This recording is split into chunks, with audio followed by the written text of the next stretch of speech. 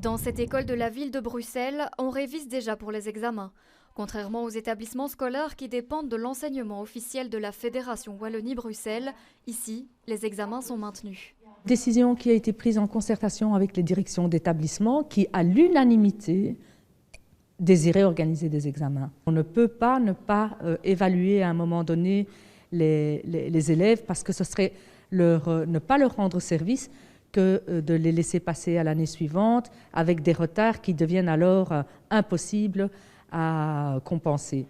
Une décision qui est loin de faire l'unanimité auprès de l'Association des parents de l'enseignement officiel qui espère une uniformisation des décisions. Évidemment, nous, ce qu'on regrette, c'est que ce ne soit pas une décision uniforme pour tous les réseaux. Et pour les parents, c'est totalement incompréhensible, évidemment. Donc, on n'arrête pas d'avoir des appels depuis hier où on doit commencer à expliquer que l'enseignement officiel, il y a plusieurs enseignements officiels. Il y a l'enseignement officiel organisé, l'enseignement officiel subventionné.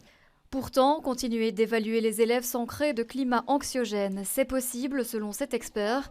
Tout est question de nuances. Le principe n'est pas de dire il faut supprimer les examens. Non, il faut supprimer la notion d'examen parce qu'elle génère du stress pour le remplacer par des évaluations. Et là, je pense que tout le monde serait d'accord et il faut surtout un discours très clair par rapport aux élèves et par rapport à leurs parents. Tout le monde sait qu'on a besoin de faire le point. Ça, c'est vraiment l'unanimité pour le dire. Dans le réseau libre, les décisions quant à elles se prennent en ordre dispersé. Chaque pouvoir organisateur peut décider de maintenir ou non ces examens de fin d'année. Les écoles ont jusqu'au 10 mai pour se prononcer.